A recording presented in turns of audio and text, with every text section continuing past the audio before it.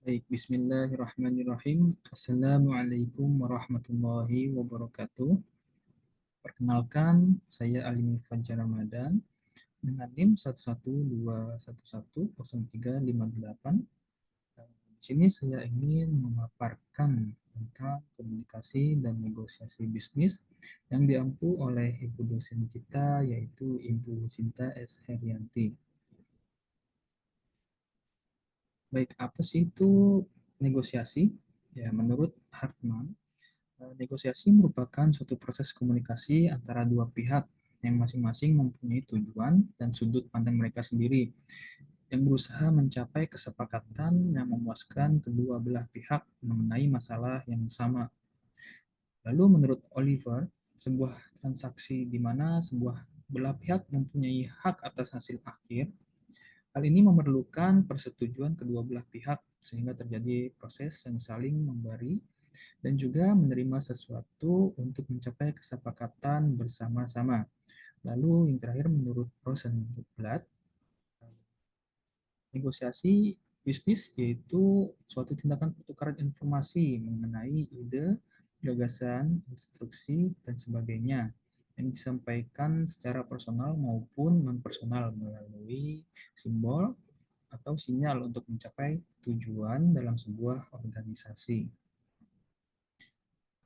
Komunikasi sendiri disebut, bukan disebut, maksudnya komunikasi bisnis dapat diartikan sebagai proses pengiriman dan juga penerimaan pesan antara individu ataupun kelompok dalam lingkungan bisnis eh, atau organisasi. Ya.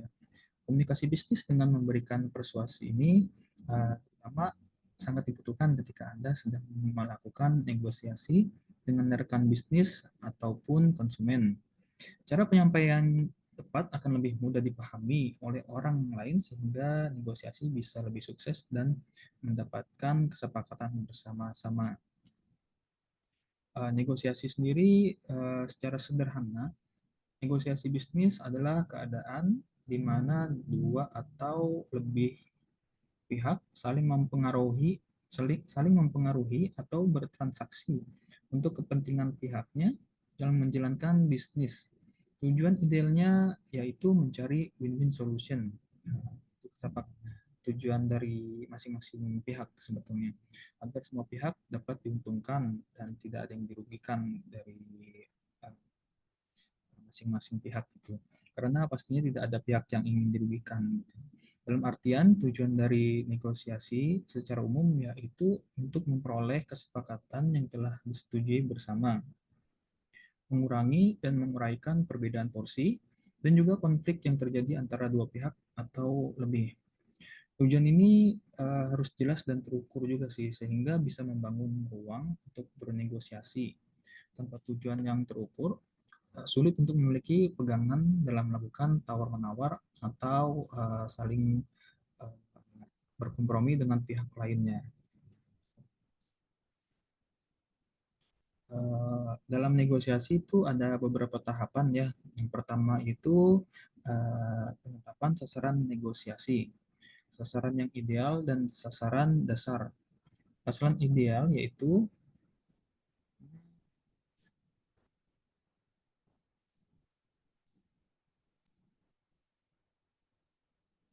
yang kedua, tahapan persiapan negosiasi, yaitu tahap ya pengumpulan data atau informasi sebelum melakukan meeting atau pertemuan dengan lawan negosiasi kita.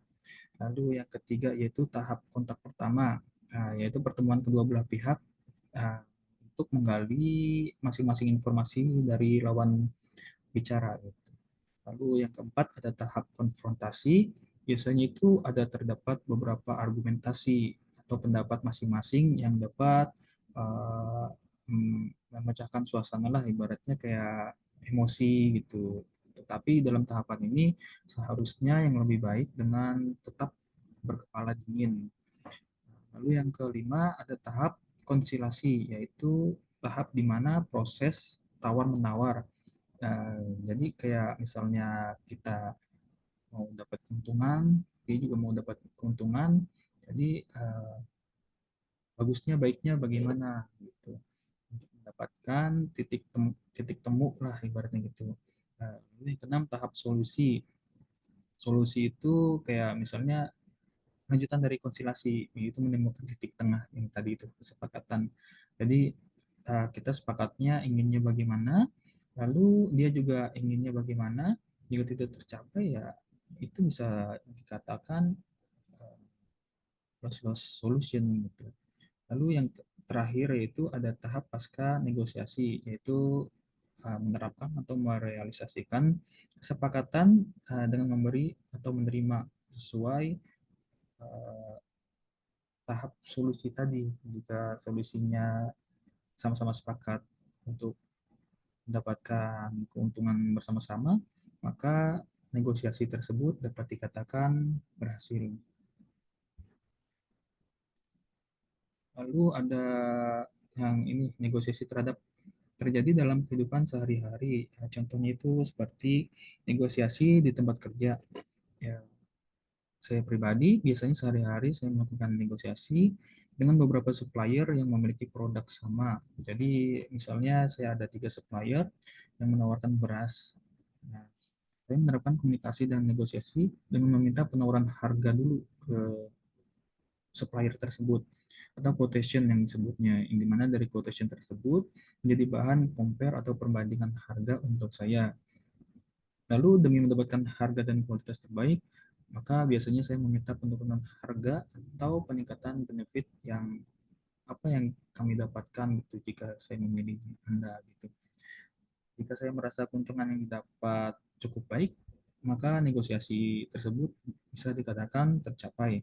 Begitupun sebaliknya, saat saya merasa keuntungan yang saya dapatkan itu tidak sesuai keinginan saya atau speknya di bawah standarisasi, maka biasanya saya tidak melanjutkan negosiasi tersebut atau yang dapat dikatakan negosiasi tersebut tidak tercapai atau gagal. Biasanya negosiasi ini terbilang lebih termasuk bentuk lisan, bukan lisan, bentuk tulisan, surat atau email. Biasanya kalau misalnya dari bentuk surat tersebut sudah oke, setuju, maka selanjutnya ke tahap yang berbentuk lisan, jadi kayak meeting kayak gitu. Lalu negosiasi yang lainnya itu negosiasi di perjalanan. Ada case misalnya kejadian laka atau menyerempet atau merusak kendaraan orang lain yang mengakibatkan terjadinya selisih di mana pihak pemilik kendaraan itu meminta ganti rugi dengan nominal yang tidak wajar misalnya. Maka terjadilah negosiasi dengan eh, pemilik tersebut dengan beberapa kemungkinan, yaitu biasanya kejadian ini kan tempat disengaja ada omongan gitu, dan juga udah takdir, kita juga kan nggak inginin namanya kecelakaan ya.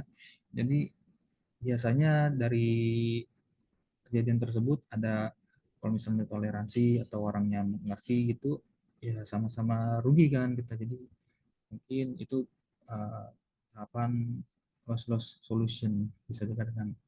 Lalu yang kedua ada kemungkinan mengganti rugi sesuai dengan kemampuan. Misalnya uh, si pemilik meminta langsung minta ganti rugi 10 juta, uh, tapi kita nggak ada uang gitu.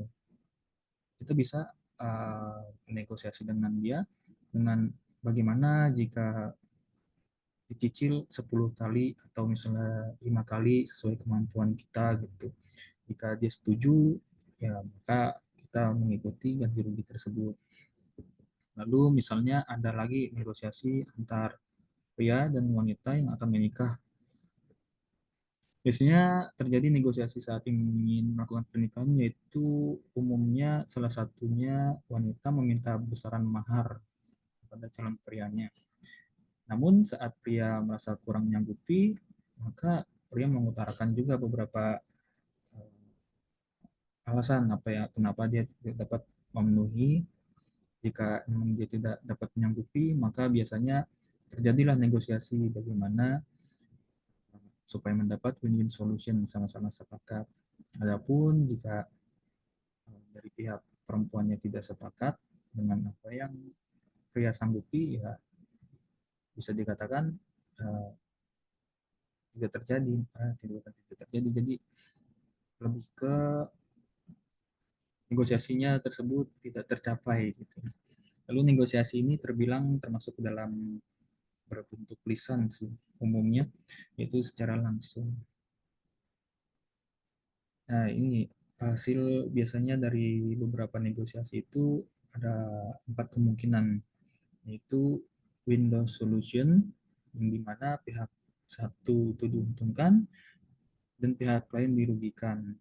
Lalu ada juga yang sama-sama mendapat keuntungan, yaitu yang kedua win-win solution, yang dimana pihak pertama mendapatkan keuntungan dan pihak kedua juga mendapatkan keuntungan yang sesuai dengan apa yang ia harapkan gitu. Lalu yang loss win solution yaitu pihak pertama dirugikan, lalu pihak kedua itu yang diuntungkan. Lalu yang terakhir ada loss solution, yaitu ya dimana kedua belah pihak tersebut tidak mendapatkan apa-apa yang ingin dicapai gitu. Jadi sama-sama ibaratnya dirugikan. Mungkin sekian dari saya. Mohon maaf apabila banyak kekurangan, kesalahan yang dapat dimaklumi. Terima kasih saya ucapkan atas kesempatannya juga kepada Bu dosen pengampu yang telah memberikan kesempatan dan juga mengajar ilmu kepada kami yang cukup bermanfaat. Assalamualaikum warahmatullahi wabarakatuh.